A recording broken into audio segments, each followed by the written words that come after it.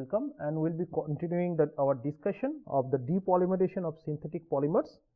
And today we'll discuss specifically about the bond breaking of the synthetic polymers. Mainly we'll be dealing with polyolefins by the organometallic, and with special focus on the Metallocene based catalysts. Okay, and here you will see that why we are discussing here the two parts. One is the polyolefin and one is the Metallocene.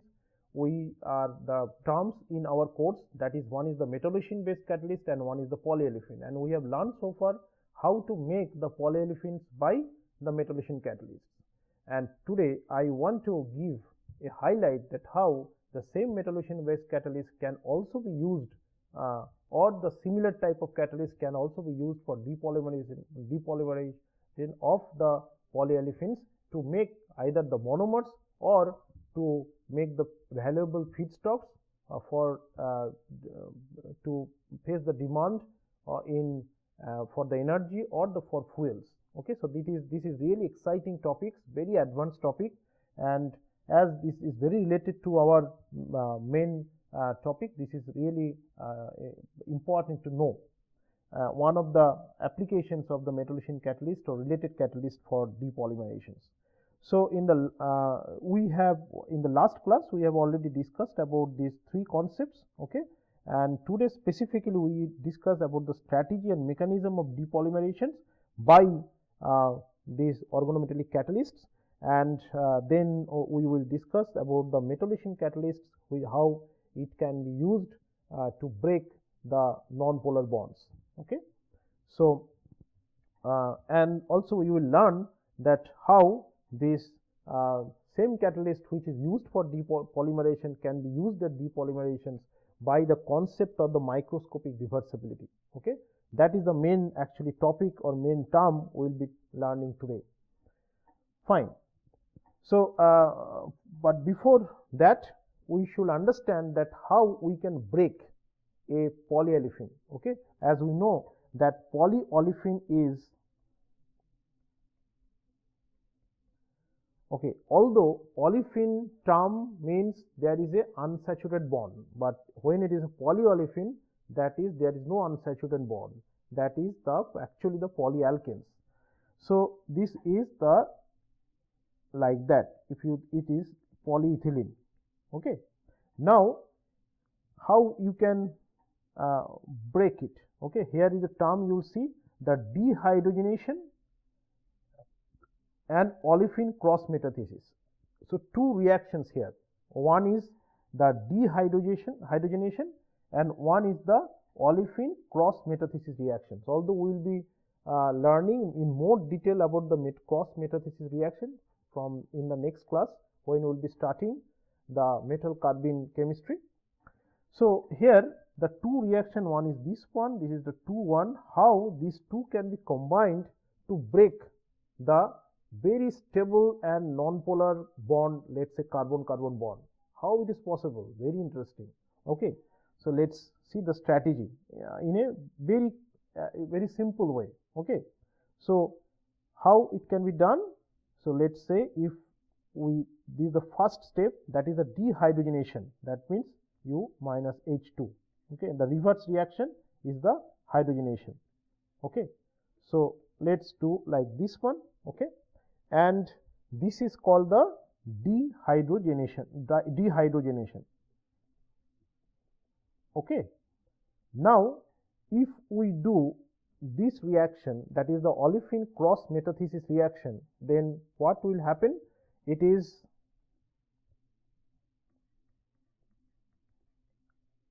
olefin cross metathesis reaction. See, when there will be dehydrogenation, then it will form again, you will see the unsaturated bond, and then after the metathesis reactions it will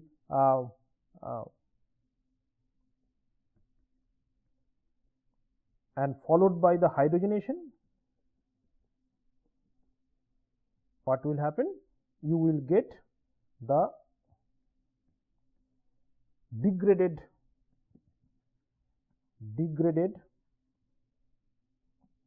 alkenes,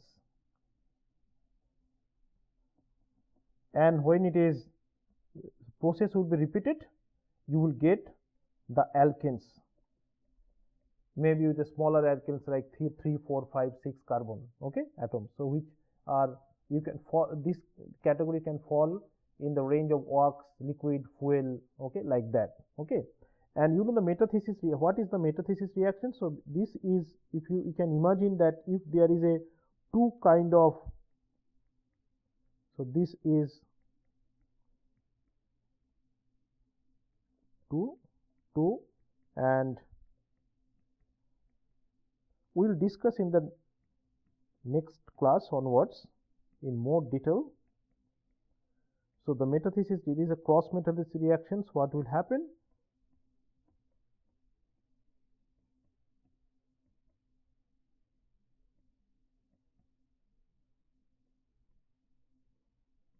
So it's basically, you will see that changing the alkyl groups.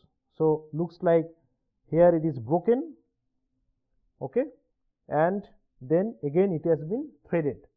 So you will see this will be broken. There will be multiple saturated bonds. So there is a number of ways to break and then the thread, and then that the way you will get a various number of, like this one, M, X, like that, and you will get a ultimately after repeated of the process you will get the alkanes, okay. So this is a strategy, and how to do it. It is not easy although, but how to do it, how to make this strategy successful, that we will discuss, okay. So you very carefully try to understand this process, that is called tandem. Tandem means two process together in situ, okay.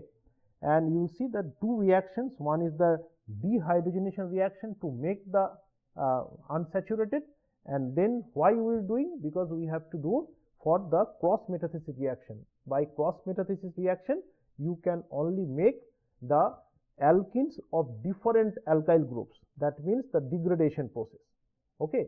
And then after that we have to do again the hydrogenation, so that we can get a saturated alkanes, that is called polyalkanes. And if the steps are repeated again, then the medium chains will make the smaller, then very small, like that, okay. That is the strategy, okay, fine. So here here are some of the real examples, okay. Let's try to understand what is happening here, fine. So here you will see this is the dehydrogenation catalyst, and this is the metathesis catalyst, that is the molybdenum base, and this is the very famous dehydrogenation iridium 3 base catalyst. The oxidation state is 3 here, and this is the molybdenum 6. Now here you will see what is happening here. So here this is my polyethylene, or let's say these are my polymeric chain, okay. So it in a cartoon way I have shown it. So this is my polyethylene or polyalkanes. Now what I am doing, we are now doing the dehydrogenation reactions, and we are also adding some smaller alkane. That is also another strategy, or same strategy as we have already shown here, okay. Same strategy, but we are adding externally some hexane, and there is a reason why, to make this process more effective. So there are light alkanes like hexane, you can use pentane also, okay. And what will happen, you will make dehydrogenated, and here you will see this is from the hexane, so that is actually hexene, okay, 2-hexene, and this is the unsaturated polyethylene, the polymer, okay. Now what we are doing, we are doing the olefin cross metathesis reaction by this metathesis catalyst. So you need a two catalyst system, okay, in a single pot. One is the dehydrogenation catalyst, which should be very effective, and another one is the metathesis catalyst, okay. Now what we are doing, so we are, as I told, so this is basically the metathesis reactions, that there will be exchange of the substituents. So what you will see, there will be exchanging. So this is my polymeric unit, okay. This actually I have shown a particular unit, okay, of the polyethylene. Now, after olefin cross metathesis, there will be degradation. So, this you will see this unit will come here like that, and this is the way it will degrade. That means the polymer chain will be shorter. Now, again what we are doing? We are doing the hydrogenation in presence of H2. Okay. So, what will be happening? Here you see that these alkenes, okay, the shorter alkenes, this is the shorter alkenes. You will see the, if you see the molecular weight, so this is almost half, from here to here is almost half, okay. And now we are now doing the hydrogenation to make the alkanes. Now here you will see that again this one, okay, will participate in the similar reactions as it was it happened for the original polymer molecule, and then it will repeat it, and after repeated it, what you will get? You will get a lighter alkanes, okay. You may get liquid alkanes or the wax, that means in the medium range of the carbon atoms, let's say like a 15 to 20 like that. If the process is very effective, you can get a lighter alkanes like hexane, octane, heptane like that. So, this can also be used as a fuels, okay, or other feedstock. So, these are very effective and very new, okay, and very advanced technology, which still the scientists and are trying to develop to make it more efficient, and I am sure in very near future the industry people also will accept this strategy to make the monomers or the feedstock or valuable compounds again from the waste polymer. Okay. So, here again you will see that the similar mechanism, same mechanism. So, this is a model compound, let us say like 1, 2, 3, 4, 5. So, this is the hexane. Okay. So, what happens? This is the dehydrogenation.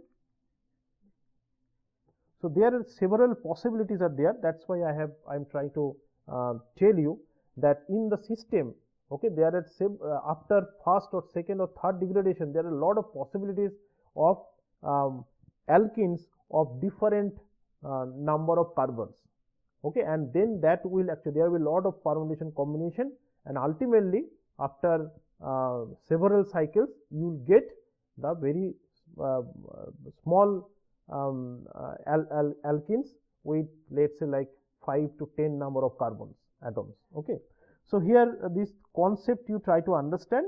So, here it is happening, let us say the model compounds like alkane, hexane can be treated as a model of polyethylene, okay. So, here, so in when you develop a catalyst, we have to test it by a model compound, it's like a hexane or heptane, an octane, and we have to study the mechanism or its effectiveness or an activity by a spectroscopic or mass techniques to understand that how it is breaking. As example, like if you try with octane or hexane, we can be able or detect the degraded products by simple GCMS. Okay, so that is very important to first establish the mechanism and to establish the activity by a simple model compound which actually mimic the property of the polyalkanes or polyethylene. Okay. So, here you will see that after dehydrogenation you are getting the alkene, okay, and then it may undergo the isomerization. So, this terminal to internal alkene, and then it will go to the metathesis reaction, and you will see that you will get these different alkenes of different number of the carbon atoms, okay, and then it will undergo the hydrogenation, okay, and then you will get the alkenes of different carbon atoms, okay. Here also before isomerization there may be metathesis reaction first, and in the metathesis reaction again you will get a different alkenes of different carbon atoms. Here you will see that if it follows in this way, there you will see a small alkenes that is the basically smallest alkene, the ethylene, and then it can undergo the isomerization and then again metathesis reaction. So as I'm telling that there is a lot of combination and permutations are possible. So the system is difficult, but eventually you will get the simpler products after repeating cycles. Okay, so this strategy is very effective, and although as I told that it is not in a bulk, still it is not developed to a bulk scale, but in laboratory scale this is very promising technology. So by this kind of catalysts, okay, iridium or a molybdenum catalyst, it was thought by scientists who are working in this group that whether this Metallocene type of catalyst can be used by the same purpose, that is the depolymerization. And why it came in mind? There is a reason. Okay, there is a reason, and the reason is the microscopic reversibility. I am sure many of you may be aware of that. What is the microscopic reversibility? I will discuss in the next 2-3 slides in more depth. That in a very qualitative way, simple way, the microscopic reversibility is that suppose I am going to place A, okay, to A B, okay, and I am going through via X. Okay, so so X. So I am going from here, then there. So when I will go back from B to A, okay, I will also follow, okay, that B to X and then X to A to come to my original place. I will not follow, okay, somewhere like B to Y and then to A. This one is the if it is follows the same path of the forward reaction, then it is microscopic reversibility. Okay, and I will discuss in more depth, okay, in the next 2-3 slides, that what is microscopic reversibility and what is the actually concept it is. Okay, so if we are successful, okay, to use these same catalysts which are very active, okay, and highly efficient catalyst, then our problem will be solved.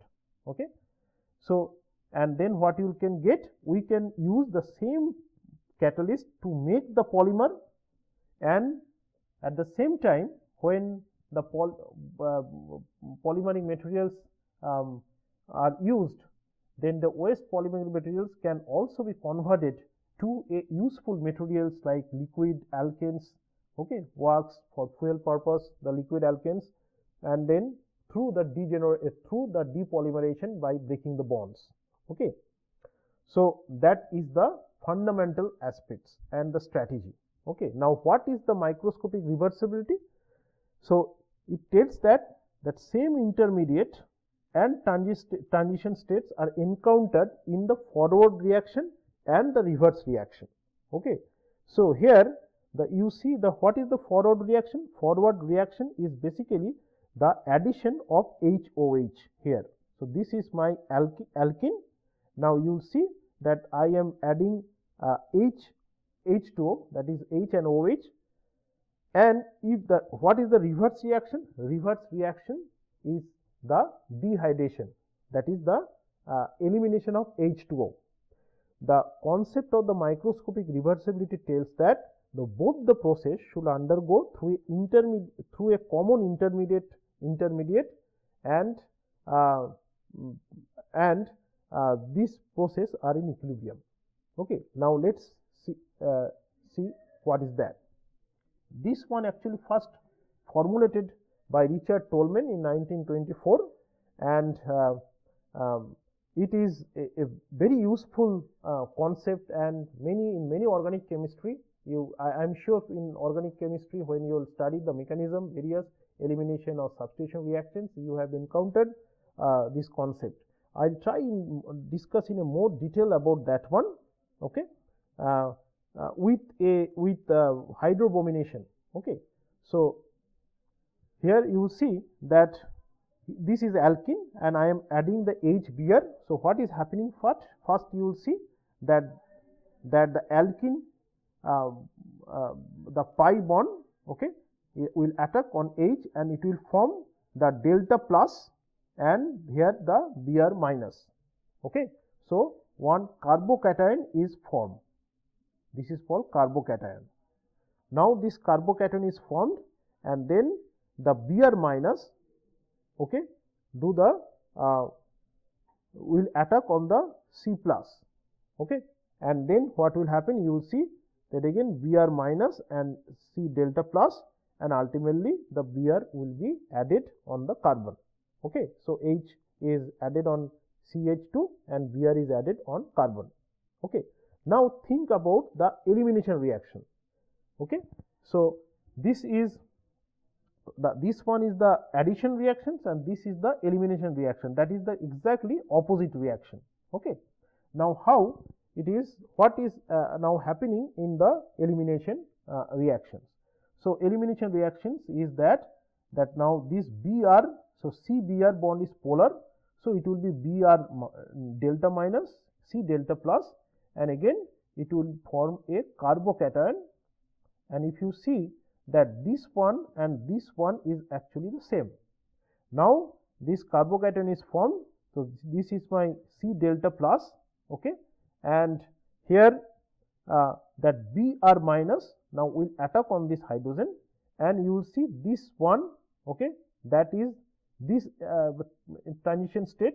This is also the same as it is here. Okay, and after that there will be elimination of the H2. Okay, so this step is the elimination, final elimination step. So here you will see that this one and this one, okay, this intermediate, the transition state are the same both for the backward and forward reaction. So this is called the microscopic reversibility. That means if you see in this diagram that if your A is the reactant, B is the product, if A is going through a transition state 1 to B, the backward reaction, that is B from B to A, will also undergo through this transition state 1. It will not undergo through any other alternate path or other transition state. Okay, so the lower energy pathway from A to B will be followed for formation of A from B, that is the reverse reaction. No other path will be followed. So that is the microscopic reversibility. That means if one catalyst can do polymerization, then it should also do the depolymerization if we follow the particular strategy and condition. Okay, fine. So now let's see. So this is how it can be done. So here you will see that this is the coordination of the zirconium catalyst or complex to alkene, and here you will see what is happening. This is actually the beta alkyl transfer is happening. Okay, so this insertion is happening. So this is the forward reaction is actually the insertion, and the backward reaction, it is actually the beta alkyl transfer. Okay, now you see that according to the microscopic reversibility, that these two reactions will undergo in a common pathway, common transition state. Okay, so these are actually the two microscopic reverse reactions. One is, you see, the insertion, and one is the beta alkyl transfer. Although the beta alkyl transfer is actually the unfavorable, thermodynamically unfavorable. Okay, so to make this favorable process, to make this unfavorable process too favorable, we have to do some other strategy that we will learn in the next slide. And what we have to do? We have to do the hydrogenation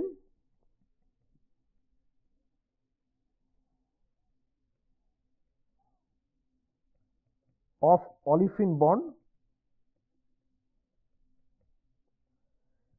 and then to make this process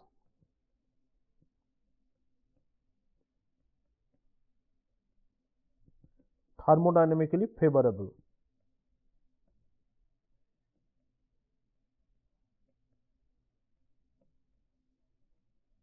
Okay. So we'll when we discuss with an example, you will understand what I am trying to tell you. Okay. So here you will see that this is one of the example that is developed by Deford and Bassett. That is the zirconium based compounds. You will see there is a zirconium hydrogen, ZR-H bond is there. Okay. And this is D0 system. Okay.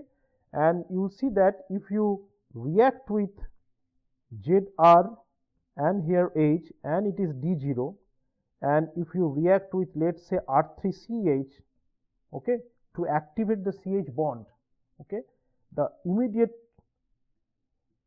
thing come in our mind is like Cr3 and H, that is the oxidative addition. But as we already discussed that D0 complex cannot participate in the oxidative addition reaction. So this path will not be followed, please remember. Okay, that is very important. So how it will be? It will then activate the CH bond. There is an alternate path. Okay, how it is possible? That this is possible by the sigma metathesis reactions. Okay, and I will show you how it is possible. So if I suppose you are reacting with CH4, that is methane molecules, then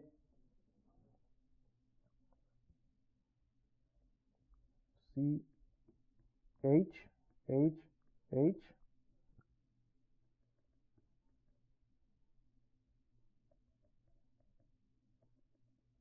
okay, and so this is a intermediate, that is through, this is actually alkane sigma metathesis reaction. So then what happens? You will get the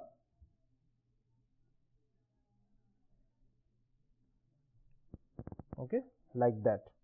So ultimately we will get ZR. This is the to make the system heterogeneous, as we already discussed in the last class, that is to make the system homogeneous to heterogeneous. So we will get CH3 and then you will get the hydrogen. Okay. So this is will undergo through sigma metathesis reaction. Generally D0 complex activates the non-polar bonds CH or HH by sigma metathesis reactions, not by oxidative addition. Okay, so this the same strategy has been followed here. So in Dufay and Bassett system, you saw that it is used a zirconium hydrogen bond unit, and it is bounded with silica to make it heterogeneous. And here you saw that as I already mentioned that beta alkyl transport is not favorable reaction. So we have to make a strategy to make it favorable, and it is done through hydrogenation. Okay, so it's basically the hydrogenolysis, as you see here, the catalytic hydrogenolysis of polyethylene to lower alkenes. And if you see that the energetics of this dehydrogenation reaction, then you will understand why we need to do the hydrogenolysis. So I am drawing in a very qualitative way, okay, to understand. So this is not in an absolute scale. So first I am, these are the energy, and then I will show you what I am doing. Okay, fine. Now, So this one, let's say this is okay.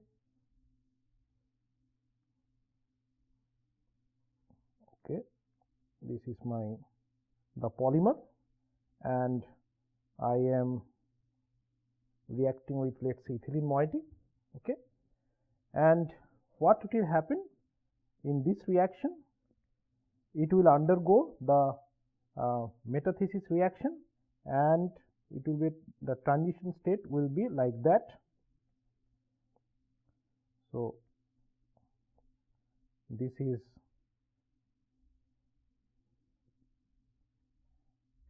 the ethylene moiety, and here there will be 2 hydrogen. Okay, and this is this unit, that means there will be okay like that. Okay, and okay, fine. Now this will be possible when there is no hydrogen. So it is in absence of hydrogen, so no hydrogen. Okay, then so what will be the ultimate product? It will be the MLN. So this will be N plus 1. Okay, now if it is in presence of hydrogen, then what will happen? There will be hydrogenolysis. So in presence of hydrogen,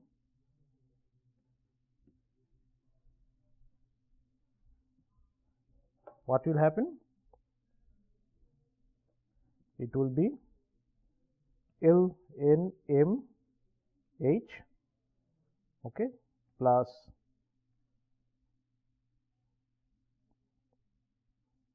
1, 2, yeah, this is, and there will be ethane. Okay, fine. So now you will see, if we consider the value, okay, this value has been taken from the this paper Angewandte 2022. So this is minus 22 kilocalorie per mole. You no need to remember, this is just to have a idea. Okay, and this one, this value is the delta G value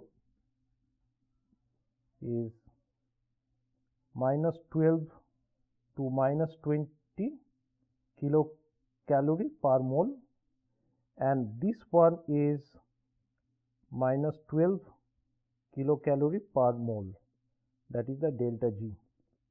Okay, so this one total, how much it is coming? It is around minus 30 to minus 20 kilocalorie per mole.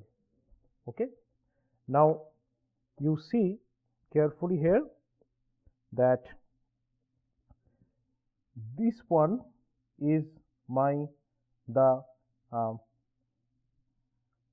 these reactions from here to here, this is my starting material. Okay, so that is the alkylated and the polymer and the reaction with ethylene. So here you will see this one you consider is the forward reaction, that is the polymerization reactions. Okay, and this one is basically the polymer breaking reaction.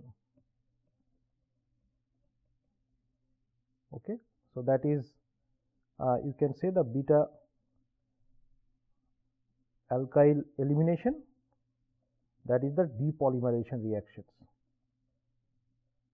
Okay, so from here it is very clear that this step will be more feasible rather than this one.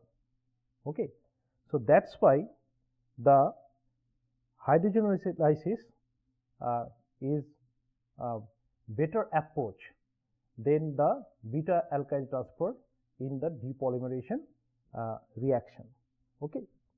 So that is the reason this mechanism has been proposed by the Duford and Bassett.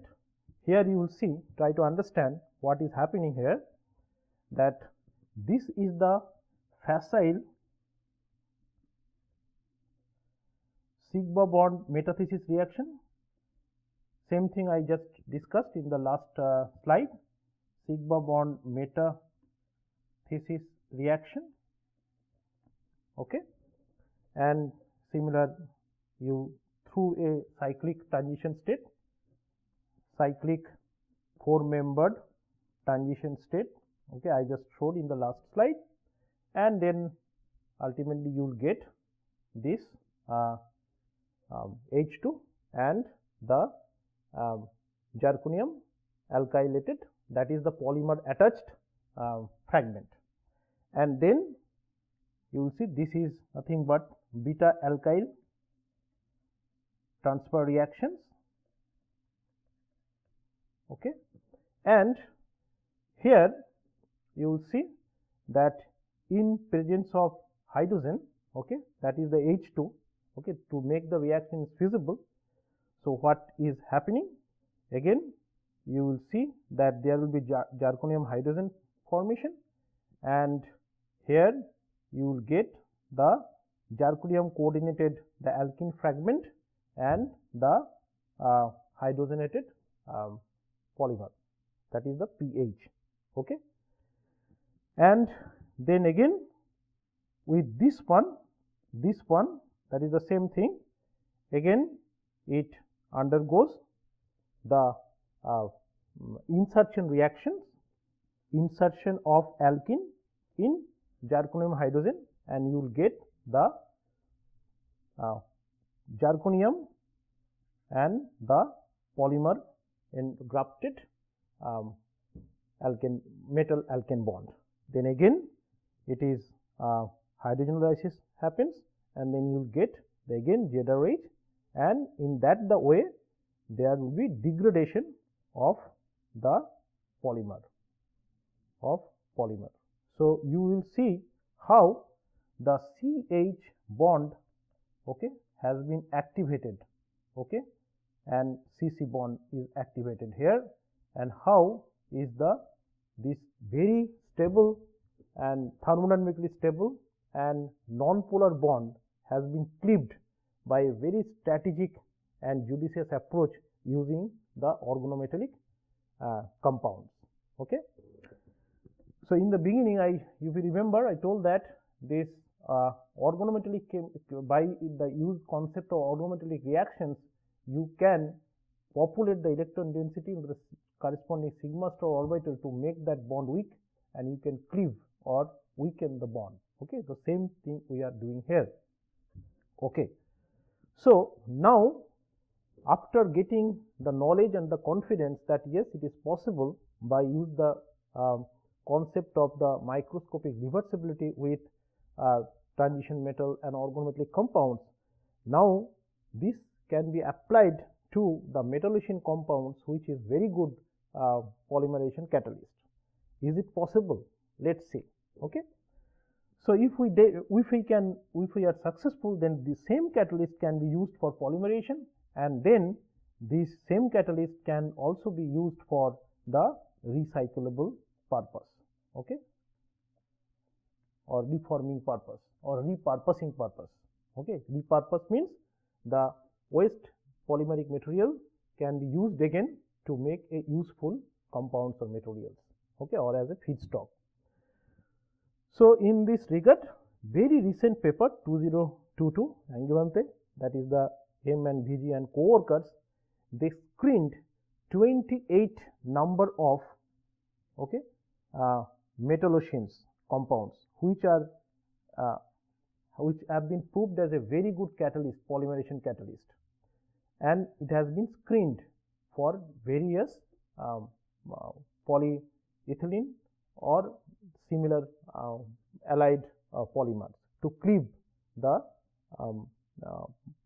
very stable polymers with the non-polar bonds. So various types, these are some representative out of 28 metallocene compounds, some metallocene, even non-metallocene compounds also, which have been proved as a excellent polymerization catalysts. So you will see here that this was the condition was used. Okay, this is the polymers, and here this is the most simplest polymerization catalyst, that is the Cp2ZrCl2. We know all this chemistry. Okay, we have discussed very extensively in our previous classes.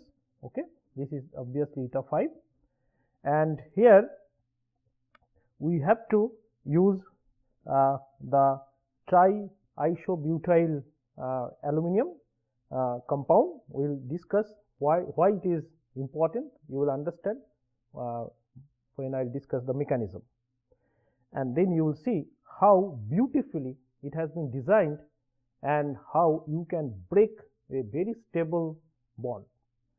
Particularly in this paper, it has been screened for the polybutadiene polymer, okay, in depolymerization mechanism to break the polybutadiene.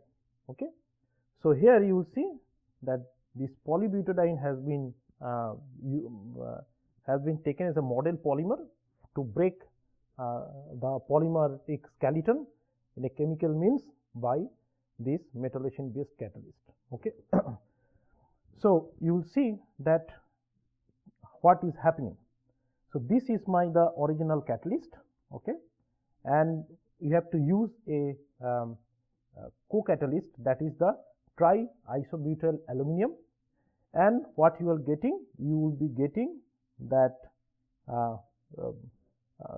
zirconium with 1 chloride and 1 isobutyl. Okay, and here you will see that then what is happening, you will get a beta hydride elimination. So this is my H. Okay, so you will get the beta hydride elimination, and then you will get the zirconium hydrogen. Okay, you are very familiar with the Schwarz reagent. Okay, so very much similar kind of activity and reactions will also be followed here. So this after the beta elimination reactions, there will be insertion reactions of the alkene moiety of polybutadiene. So this is the zirconium hydrogen. We know that if there is a metal hydrogen bond, okay, and if there is a alkene, then the insertion reactions is very much feasible. So what you will get, this is the model unit of polybutadiene. P is basically the polymeric chain. Okay, and just to write in a short, replacing the big chain of the polymeric. So just to write in a short, we are writing the P as a polymeric end, and then it undergoes the insertion, and you will see that this has been inserted. So this is in this polymeric chain is inserted in zirconium hydrogen bond, and then beta alkyl elimination is happening here. Okay, so how this beta alkyl elimination is happening? Simple. So you will see here, this is beta alkyl elimination. So here you will see that this one is alpha and this is beta. Okay, so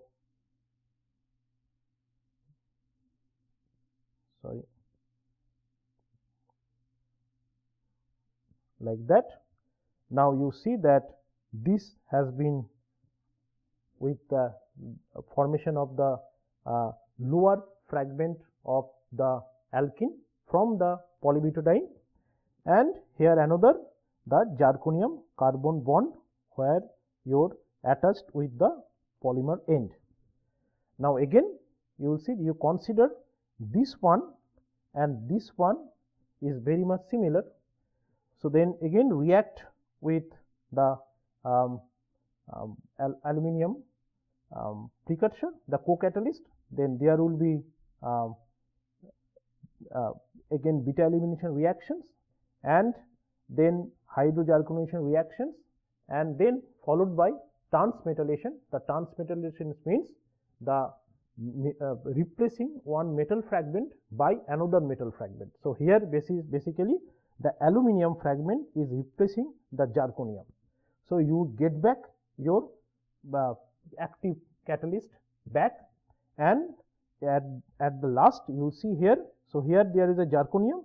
So here you will get the aluminum. So what you are getting basically, you are have a like polybutadiene moiety, okay, and what you will be getting, you are degradation to a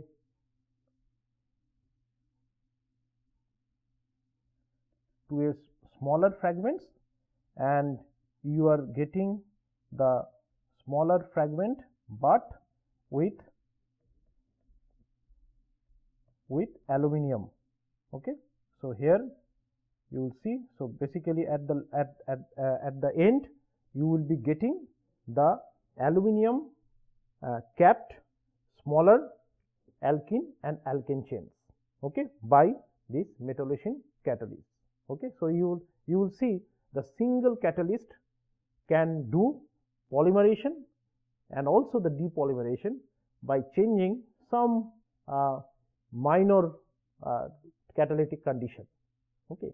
Similarly, this metallocene catalyst can also act as depolymerization of the polyolefin, like as you have seen for the Deforn and Bassett system, okay. So it is really very exciting that how this metallocene catalyst can act as a depolymerization by using the concept of microscopic reversibility, okay. So this is really fascinating. I am sure you people are very excited and enjoying that how this organometallic metallocene catalyst can be used for dual purpose, okay. And as we discussed in these last two classes, that the recycling or repurposing of the used polyalkanes, which are very robust in nature, which does not degrade, okay, easily, has to be taken care of, and we have to design the recycling specifically the chemical way to, because that is the most strategic, most effective way to repurpose, to make the valuable compounds like oil, wax, or the same monomer or the similar monomer, or even the precursors for valuable to make the valuable compounds, okay, to make the process more economic and to use the concept of the circular economy. So, take home message of this lecture is that polymer we have to use, definitely we cannot avoid, but we have to use in a limited way, and we have to use the recycle to make our earth better and healthy and beautiful. We have two options. One option is this one, definitely we don't want, and another option is this one, okay. So these are the references, okay. I already mentioned that these are very new concept and very challenging concept. There are lots to do to develop, to make it a industrial process, the recycling process. These are very recent reviews and papers. You can read these papers to fully understand this concept, okay. So in the next class, this is the end of the metallocene chemistry for the polymerization and also depolymerization. In the next class, we will start another very fascinating system. Again, it is a Nobel Prize award winning chemistry, that is the metal-carbene and metal-carbine systems, which is also used for polymerization for some of the monomers. Naturally, these are a very beautiful system for some of the monomers to make the polyolefin and polyalkene and allied compounds.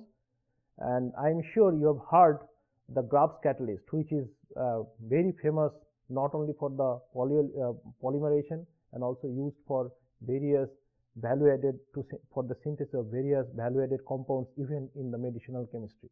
Okay, so with this, thank you very much, and we'll see you in the next class.